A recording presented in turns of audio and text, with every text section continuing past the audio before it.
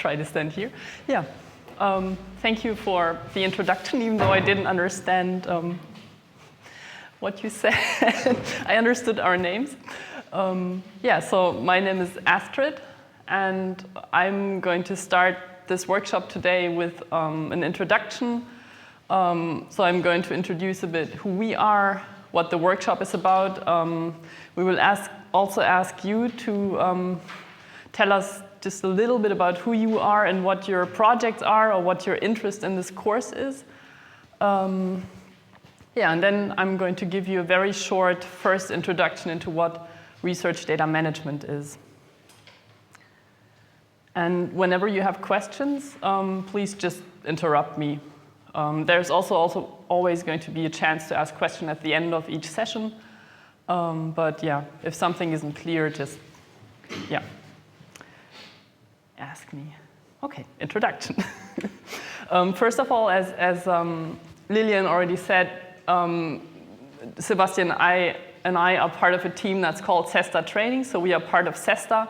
And CESSDA is the consortium of European social science data archives. So it's basically European archives that have networked in a way since the 1970s. So CESSDA has been around for a long time as an informal organization, and since 2013, we have become a more formal organization that is recognized under European law as well. And basically, the idea of CESSDA is to create exchange between the archives. And the idea behind that is, on the one hand, to promote data archiving, so to make sure that data in the social sciences is archived in the best possible manner in these archives, but the other idea of those archives working together is also to support researchers in the social sciences when they work with data. And yeah, CESSDA, these are the current member countries of CESSDA. So Estonia, the Estonian archive is not yet a service provider, but I think we are in close contact with them.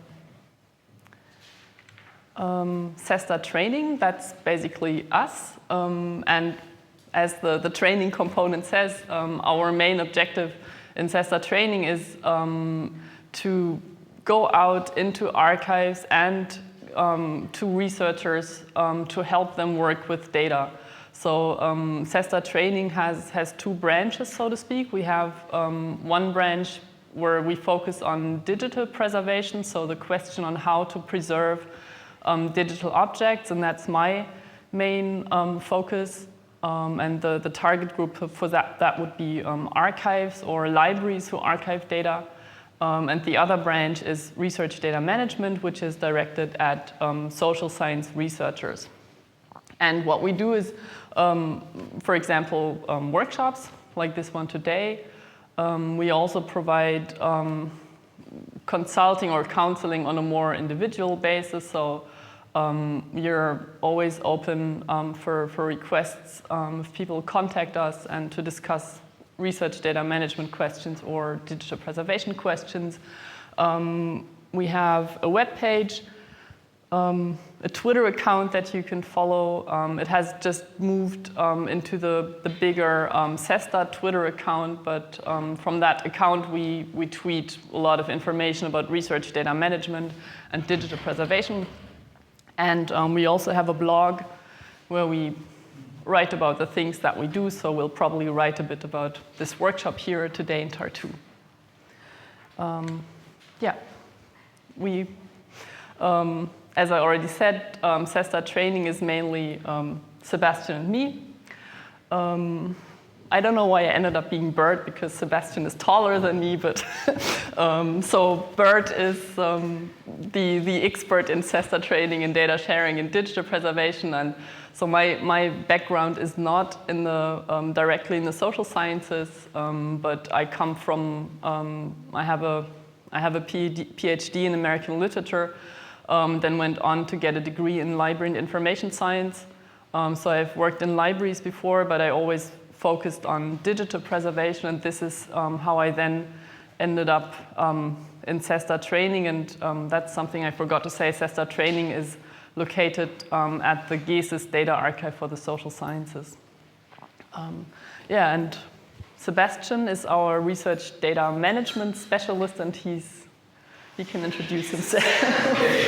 So my background is from the social sciences. So I studied sociology and did my PhD in political science. And during my PhD, I worked for the cognitive study of electoral systems. So I had a lot to do with data harmonization, data documentation, and also data management. And afterwards, I joined CESSDA training, so to deliver and to design workshops for data management. And now, now we would like to learn just a little bit about who you are, because throughout the workshop, there will be a chance for you also to discuss your project and your questions. And for us, it's just interesting to see who's in the workshop. So, thank you for the introductions. For us, it's always very interesting to see who's in the workshops, and I think that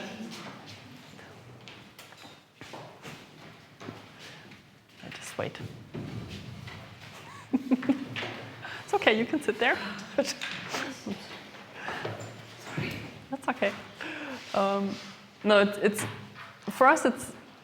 It's a good thing if we have a diverse and heterogeneous audience, because for us it's always really interesting to see the kinds of questions that you have. And even though I said, we are from an organization that focuses on the social sciences.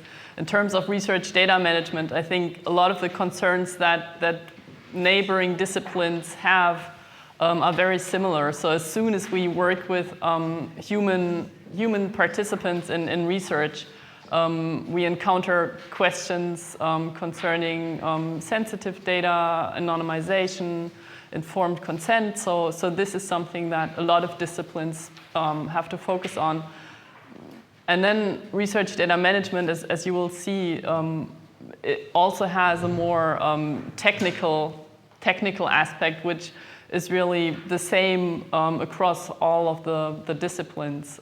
So I think even if you're not from the social sciences, this workshop is still going to be a hopefully helpful introduction. So this is the plan that we have for today. You also have the program as a handout. And so basically I'm going to start off with this introduction. Sebastian is then going to finish the session with a brief look at data discovery and collection. Then we have coffee break. That's also important. The second session then is going to focus on all things related to what we call data handling. So on the one hand, that relates to the question of how do I describe the data. So that's data documentation, but we will also have a look at how do I actually organize data on my hard drive, and how do I take care of backup, protection, all these things. So that's the second session. And then after the lunch break, there's also going to be a short tour of the library. Oh, no, sorry. Okay, forget that I said that. After the lunch break, it's again going to be Sebastian, so you'll have a lot of Sebastian today as well. That session is going to focus on the ethical and legal aspects of research data management, and that would include questions on the one hand like data protection, how do I get informed consent from participants in my research, but we also focus on questions of intellectual property rights, for example. And then the final session is going to be about data sharing and long-term preservation. And in that session, I'm going to give you basically a bit of an idea of what data archives do once the research process is over and researchers give us their data. So I'm going to focus a little bit on what we do and also on steps that you could take to get your data into an archive or a repository at a university library, for example. And there's going to be a brief wrap-up session. We'll have, for each session, there's going to be also some exercises, so some practical activity. And I think, did I forget anything important? Ask questions whenever you have a question.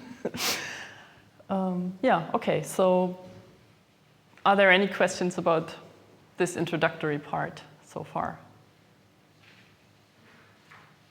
Okay, so I'm going to continue with a brief first introduction into what research data management actually is. So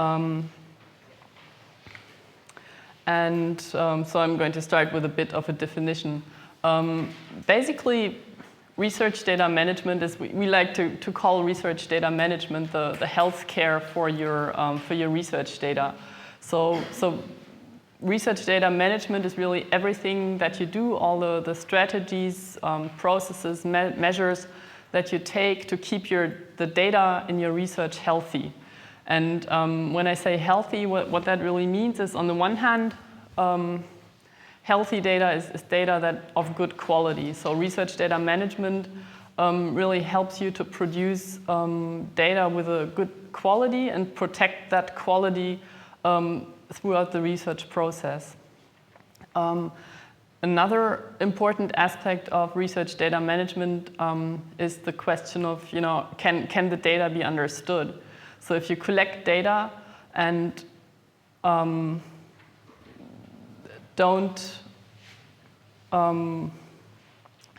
if you collect data, what sometimes happens, I think a lot of us have experienced that, you do something and then 6 months later you're not sure what it actually is that you have. This tends to happen, and so research data management would be one way of making sure that at all times in the research process you are aware of what the data that you have actually means and where it comes from and how it can be analyzed. So interpretability of research results is an important aspect. And then linked with that is the aspect of reusability of research data. So only if data in the research process is adequately described with additional information, with context information, can it be used either in your project or by other researchers once your project is over. So this, and this is an aspect that becomes important in the question of data sharing. If you decide to share your data at the end of the research process, the data will be useless if it can't be understood. And that might even refer to the primary research team. So just imagine you have a project that you finish, you publish your results, and then you decide to apply for another grant to build on that work of the initial project. It's very important then for you in the next project to be able to understand and reuse the data that you created in the first project. So research data management really focuses a lot on the data, as the title says. So what do I do with the data? How do I handle the data? How do I describe it? But there's also a second aspect to it, where research data management also looks at legal and ethical issues, and that's why we have a session about this, because as I said, if we have research with human participants, it's really important to keep in mind which rights these individuals have for their data to be protected, for example, and also for the data even to be collected and processed. So that's an important aspect that would fall under research data management as well.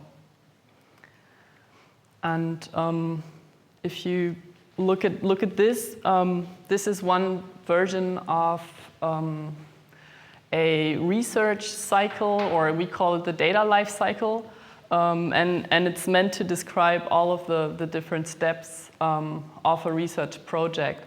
So you would start by trying to find out if some data already exists that you could reuse. You formulate a research question, and you start planning your data collection if there is no data you can reuse. Then you collect the data. That would be the third step here. You analyze it.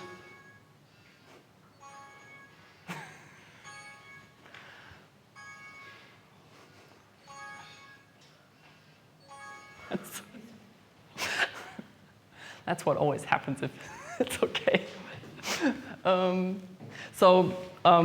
You collect the data, you analyze it, and at the end of your research project, you can decide what to do with the data next. And ideally, the final step when you're done with the project would be to give the data maybe to an archive or to your library to make sure it doesn't just decay on your personal hard drive. And the thing about research data management is that it's not this one-time activity that you do once and then you're done with it, but basically research data management is part of this entire life cycle. So at every step of your research, there are also some research data management activities that you carry out, and most of these things that we now call research data management, you probably have been doing all along. So it's not like research data management is something that is totally new and comes on top of everything that you've already done. But it basically entails very normal activities in your research. You know, like you collect the data, you start preparing the data for your analysis, and all of this would fall under research data management.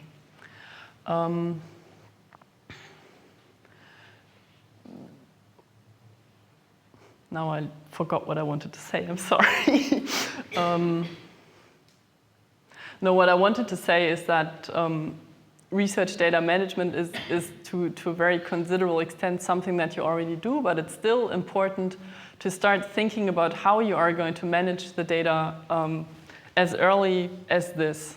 So as soon as you start planning your research, this is the best time basically to start thinking about how you are going to manage the data, because like that you will have a very clear idea of what is going to happen to your data throughout the entire research process. And this is this means that there is some extra work at the beginning indeed, but it also means that ideally throughout the entire process you will not have a situation where you suddenly have two versions of a data set and don't know which one is the latest version. You will not have a situation with research data management ideally where you suddenly lose your data because your hard drive fails.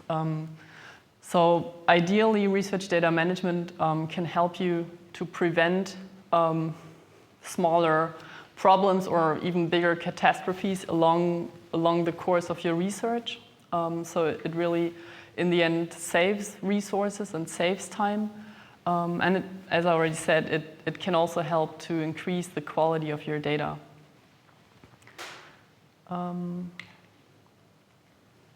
So now I think I already explained why we need it, why we need RDM. Basically, to sum that up again, research data management, and this will become, I think, clearer throughout the workshop when we actually start looking at the concrete research data management topics. But research data management is a way for you to gain control over the data and over the entire research process, because at every step in the research process, you have a very clear idea of what you're doing, where the data is going to go, how it is backed up, how it is going to be described, so that you know exactly what your data is. So one important argument for research data management is that you as a researcher really benefit from research data management because it helps you to produce better research results.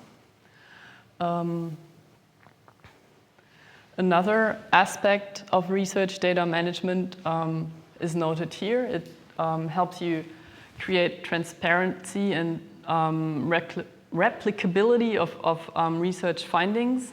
And that basically means that if you publish the result of your research and someone has a question about how you reached your results, if you have carried out the data management alongside with your research, you will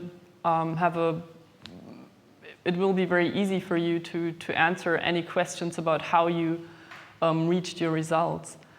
So basically what research data management also does, it gives you backup documentation in a way.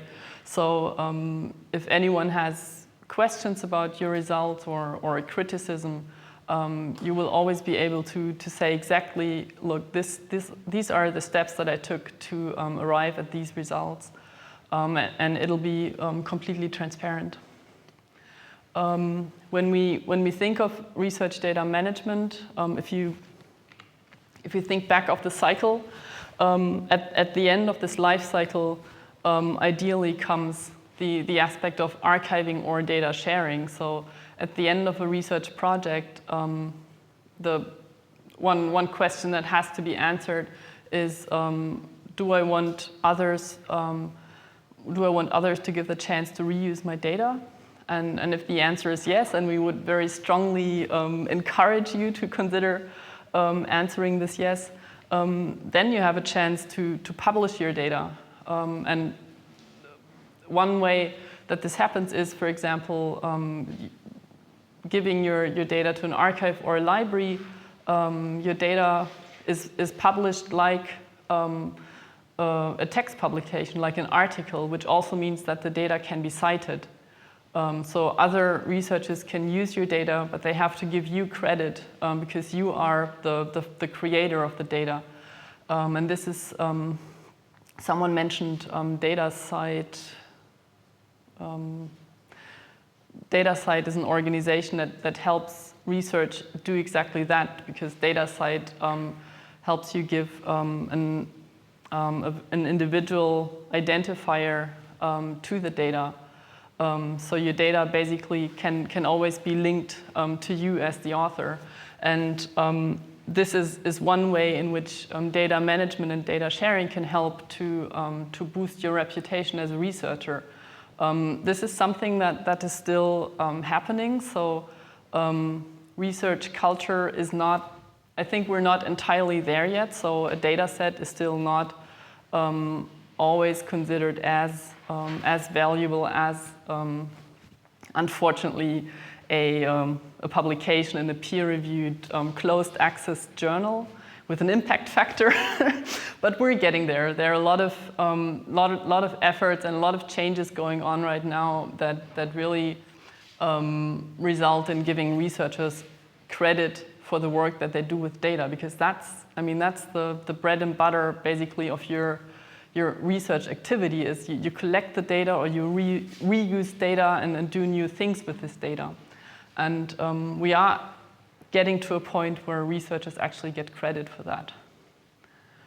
Okay, so there are a lot of good reasons for data management and data sharing, and this means that third parties also have an interest in research data management. So it's basically not only something that you have to consider for yourself, but there may be situations where research data management is actually a requirement.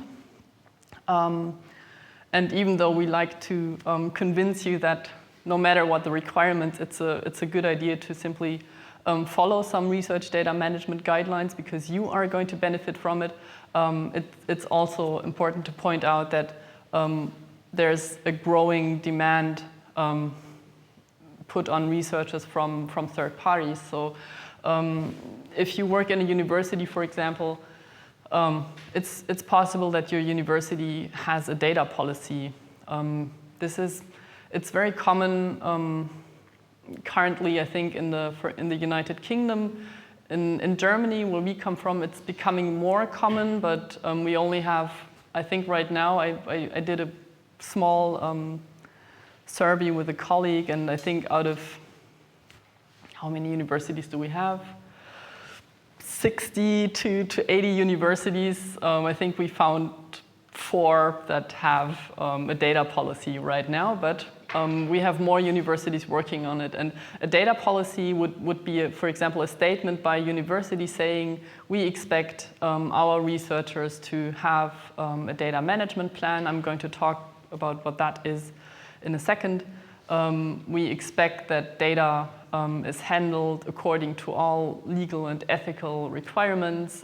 We expect that data is deposited to an archive or a repository after the research is done. So this is a possible requirement that a university can place upon researchers, and it differs on to whom these requirements extend. So sometimes it's only the employed staff of the university, but generally a data policy is intended for the entire university. So it also applies to PhD students, for example. I don't know, how is it in Estonia with the, do you know, are there universities here that already have data policies of this kind? No? So you're like Germany?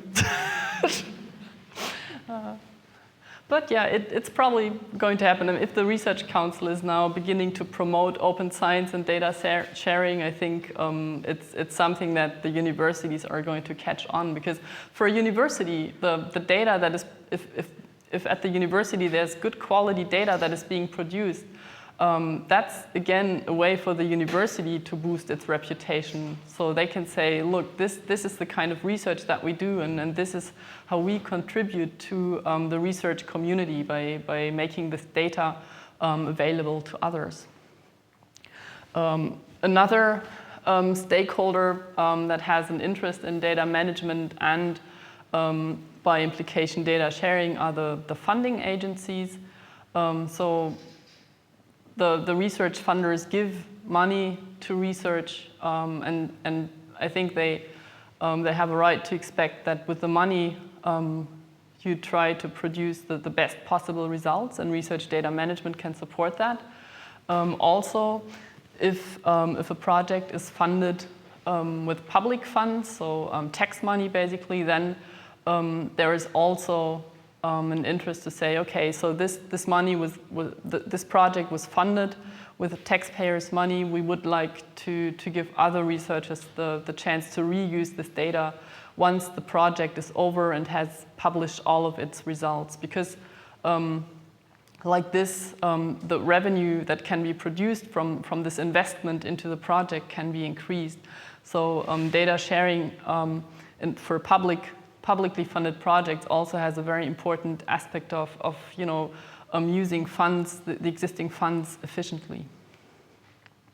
Then we have more and more situations where journals actually expect you to either demonstrate that you have a data management plan and how you conducted your research. We have a situation where some journals request you to submit the data along with your article. So the data underlying your article has to be made available. Sometimes it's, I think, just to the journal for the purposes of review, but more and more often it is expected that data is deposited in a public repository where it can be accessed by other people to simply see, to simply read your textual research output together with the data underlying it. Yeah, sometimes, this is the last bullet point that we have, sometimes your PhD supervisor will have an interest or a requirement for data management. I think we're probably still a bit of a long way from this becoming a very, very common thing, but sometimes supervisors do demand research data management and a data management plan. And as a reminder, all of this is not a big problem as long as you know about it. So when you begin your research, when you plan, where am I going to publish my results, it's a good thing to look for such conditions, because the worst thing that could happen, and it happens, we get these situations quite often in the archive, that a project is about to conclude and they find out that they are required to share their data, for example. So at the end, the project money runs out, they're wrapping up, they're working on their publications, and time is getting really tight.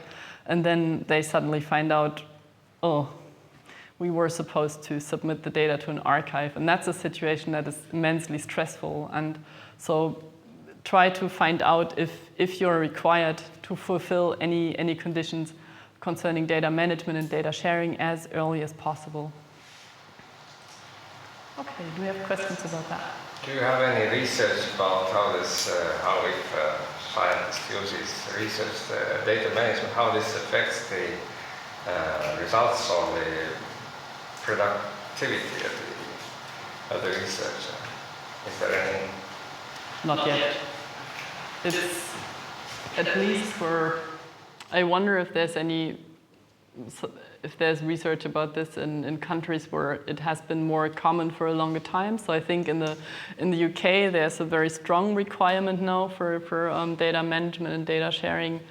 But I think all in all, this whole movement, if we call it that, hasn't been around for long enough to really measure any effects. Right now, the situation that from our experience, we conduct these workshops, and basically we realize in every workshop that there are people who tell us, yeah, I have lost data in the past, so I had to start over with a research project because my data was lost. So this this hampers productivity, for example. We also often have a situation where researchers tell us, I want to share the data, but then we find out that because informed consent wasn't formulated in the correct way, they can't share their data. And all of this is, I think, these are bottlenecks at the moment. And I think we need to get to a point where research data management is really But for example, those scientists who are more successful, they must have some kind of research data management. Well,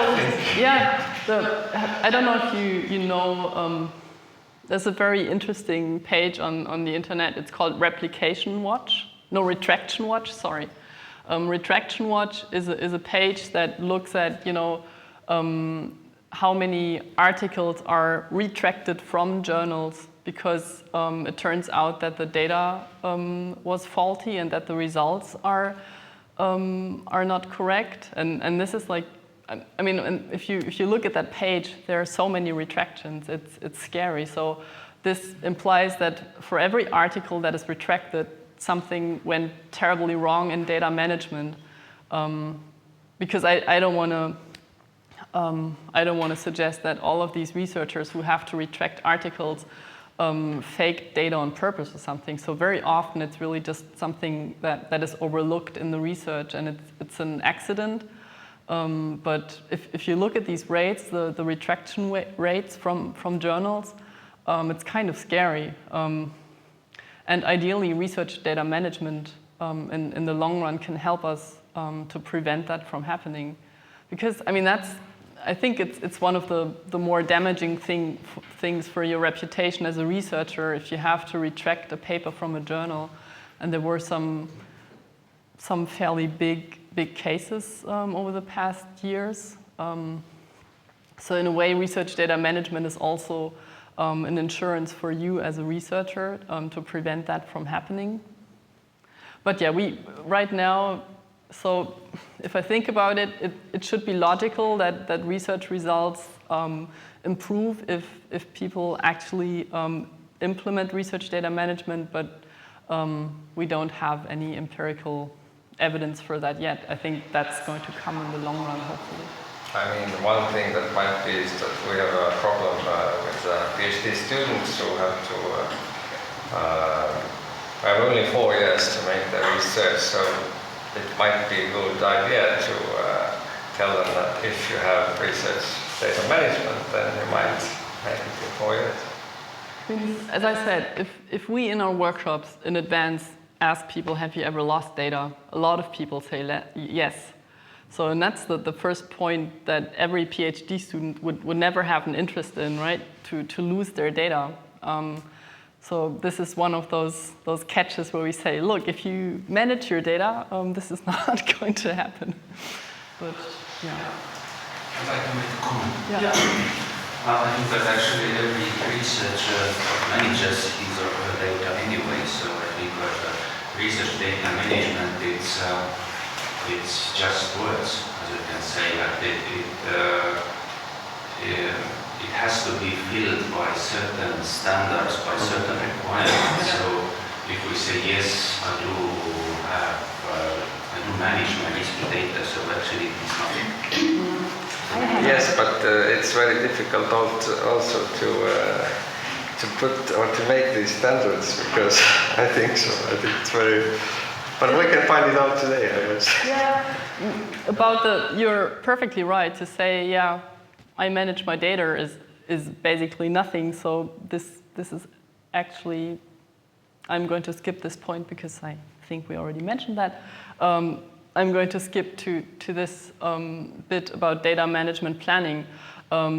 Indeed, to say, I'm managing my data is worth nothing if you can't prove it, so to speak. So a very important instrument in research data management is the data management plan that I already mentioned. And basically, the data management plan is very simply just a document where you describe all of the data management measures that you will take in your project.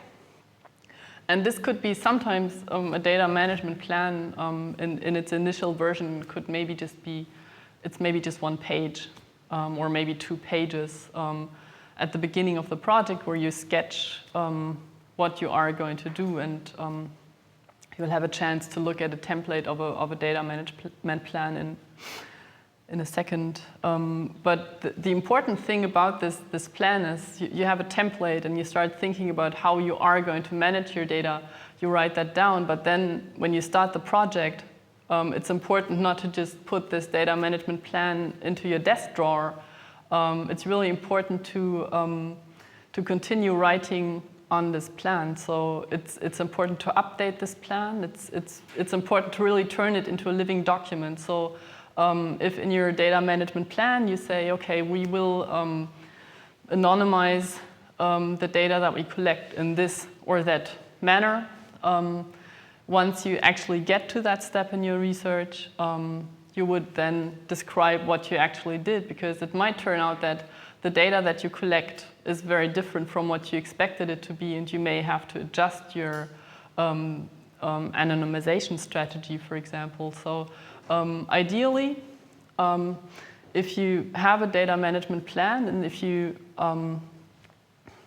continue to update this plan throughout your project, at the end of the project you have a complete documentation of what you did and how you handled your data in the project. And like this you can actually show to anyone who's interested, look, this is how I handled my data, and this is how I can also prove that everything that I did was in accordance with a good code of practice, for example.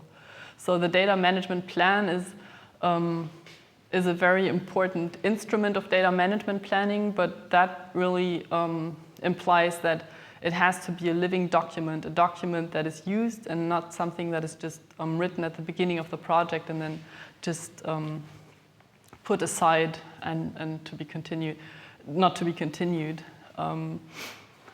So this is something that I think can be very helpful to make clear what data management, how this accompanies the project. Sorry, was there a question? No. So how to write a DMP? Right now, I think there are probably 1,027 ways to write a DMP. And that's one thing. We don't have a degree of standardization, I think, yet that would make it very easy for researchers, for example, to just take a template and write their DMP. This is something we're still working on. So there are very many templates for DMPs out there. Sometimes research funders have their own requirements, their own templates. Some universities have their own requirements. And the bad thing is, yeah, there's a lot of heterogeneity out there. We don't have a lot of standardization yet. The good thing is, right now, there are not too many wrong ways to do a DMP. Right now, it's really a great thing if you actually take that step, sit down, and try to come up with a first data management plan. One way to start doing that is simply look at sit down and look at the entire research process, the data lifecycle, and then simply think about which steps do I have to take along with my research to make sure at every point that my data is healthy, that I know what I'm doing, and that I have control over my research outputs. But basically, the other thing that you could do is so rely on the data lifecycle. There are some templates out there for data management plans. There's also a tool. There are several tools, but one tool is the DMP tool, which this is, again, it focuses very strongly on research funders in the UK, but it's possible to to create a data management plan template from that tool, and this is basically what we did. So we took the template from the DMP tool and we edited a little, but this is how we created the template for the DMP that all of you should have now.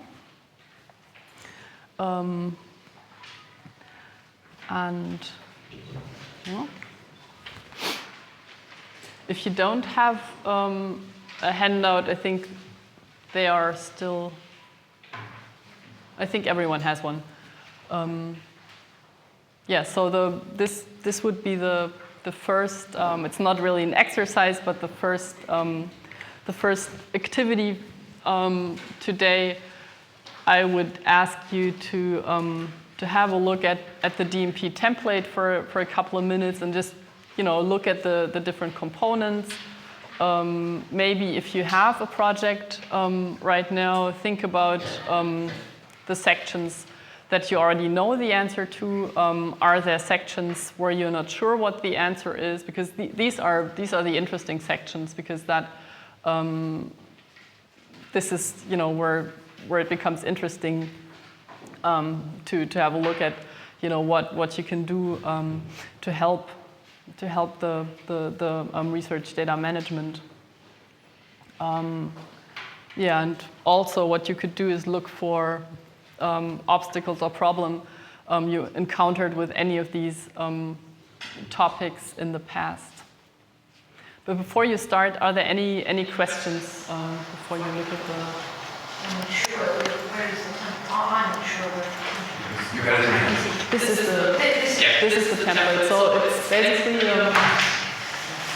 It just considers a lot of questions and gives some guidelines, and then you have these huge fields in there. You should fill in whatever you do in your research project when you have a research project. So you should do it at the moment, but it's more to show how such a template can look like. Yeah. So the way it's structured, there is a topic. And then there are some guiding questions for each of the data management activities. So we would just encourage you to now just have a look at the template. Also just see what questions you have and Okay, maybe we can continue. I'm not sure if you're all done with reading through this template, but we will talk about most of these things today. So we will come back to this template again and again. First of all, the question we asked several times before already, are there any questions in regard to this template? Or to formulate it a bit different, what's your impression about it? For those of you doing a research project currently, would you be able to fill in most of the parts or most of the topics in this template? Or would you say that I'd need additional information about my project? Or even additional information about the template itself, because I simply have no idea what is recommended in one of these sections? Yeah, I guess you would want to have some examples of things that are conducted. Because here are the ways that, are you doing that, you're implying that you should do that.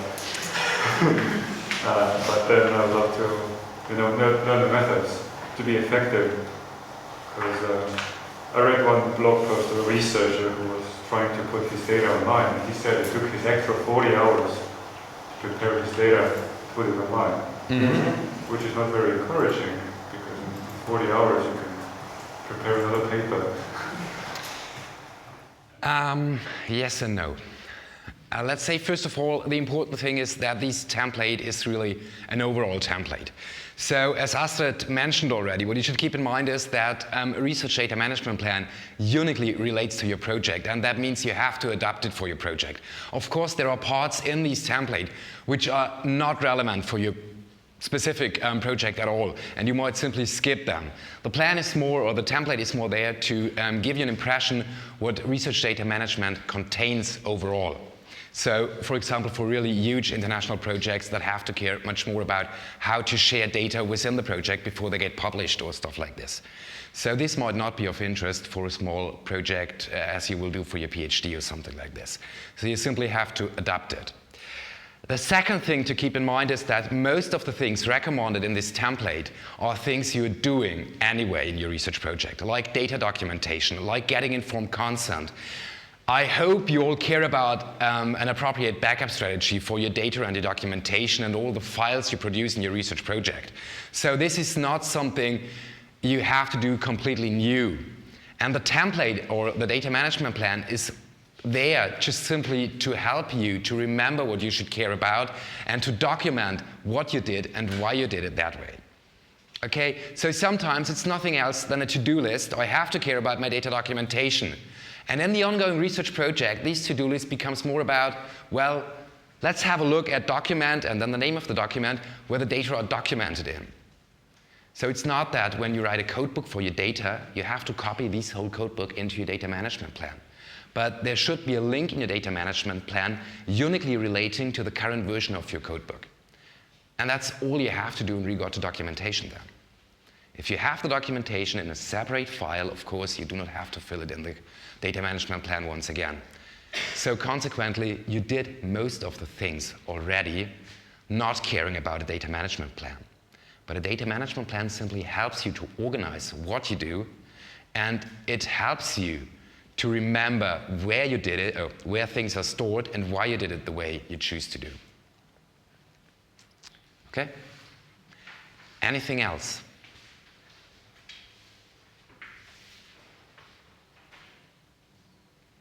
Once again, we will talk about most of the sections of this DMP template today, and this already relates to my next slide, which is about the structure of the template. Once again, this is a really big or hopefully all-embarrassing template.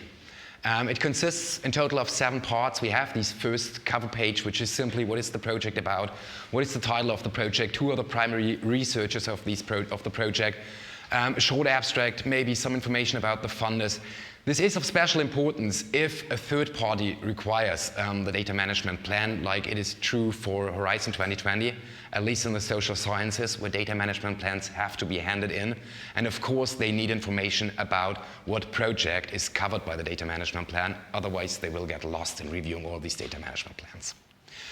And then we have these 6 sections in the template with several subsections referring to different topics of data management.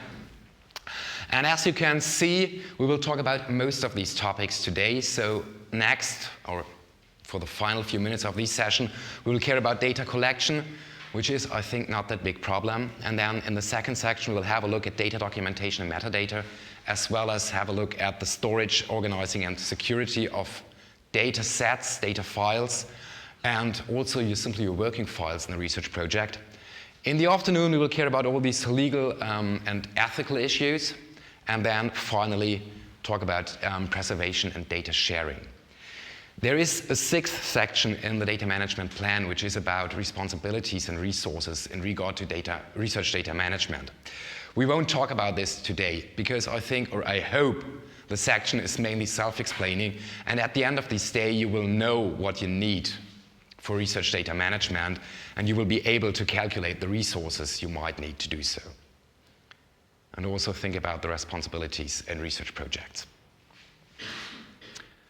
Okay. If there are no additional questions, I'd briefly like to have a look at the first topic, which is data collection. I think, if I remember it correctly from the introductory round, there is no one who just right now starts a new research project and is still on the way to find the data that she or he might use in this project. You all know the data you will work with, or you are from a library and more care about how to archive these data. So this is really a quite short section talking about how to get from the research idea to the data analysis, how to get the data I need. And in general, you have two options. When you have your research idea, you start up defining a strategy, how to provide an answer to your research question. And this is the moment where you think about the data you might need to answer your research question. This might be qualitative data or quantitative data. It might be data about individuals, or macro data, context data about states, cities, universities, institutes, whatever. You might combine all of these. And the question is, do you have to collect these data on your own, or are data available in an archive, in a repository, somewhere else that you might be able to reuse? There are a lot of good data out there nowadays. And once again, this refers to the foster policy of open data. If you collect your own data, we hopefully want you to publish or to share your data at the end of your research project, which means others that might be able to reuse your data as well. So before you in your own research project are going to collect data, first of all, check if you could reuse data from someone else. It saves a lot of time and effort, and especially it saves a lot of money if you do not have to collect data but are able to simply reuse the data of someone else. The question is how to find the data you might reuse. Well, the best thing to do is to use your social networks and to check for conferences and papers that refer to the topic you're interested in. Just have a look what other researchers used, what kind of data other researchers used. An additional option to find data are data repositories. We just put a link in here which is called re3data.org. It is a list or a collection of data repositories. It is not a specific repository for human or life science or social science or something else. Indeed, it covers all different types of science, but it is an initial starting point to find the repository that might have the data or that might have the data you could need or reuse. The last thing you can do is you can check archives, data archives, and their data catalogs to find the data you might need. And at least for the social sciences, the CESSDA data catalog is a really nice point to start, because Astrid introduced CESSDA before already. In total, we have 14 member states, which means we have 14 data archives putting together their data catalogs. Oh, this is hard to see. When you enter the CESSDA website, there is, on the CESSDA services, you can find the data catalog. And in this data catalog, you can browse by, unfortunately, you can't really read it, by topics, by keywords, or by the data publisher. So you can really have a look at, I'm interested in health data, browse by topic, find out the coverage, the geographical coverage of these data, and when you found the data you might be able to reuse, you are linked to the data archive where the data are stored, and you're explained about how to download these data and how to reuse these data. So this is really a simple way to get access to a huge amount of different data in a high quality. However, sometimes the data you might need are not available out there, and that means you have to collect the data on your own, which is indeed, for those of you who did it already, they know it is expensive, it costs a lot of effort, and it is really stressy.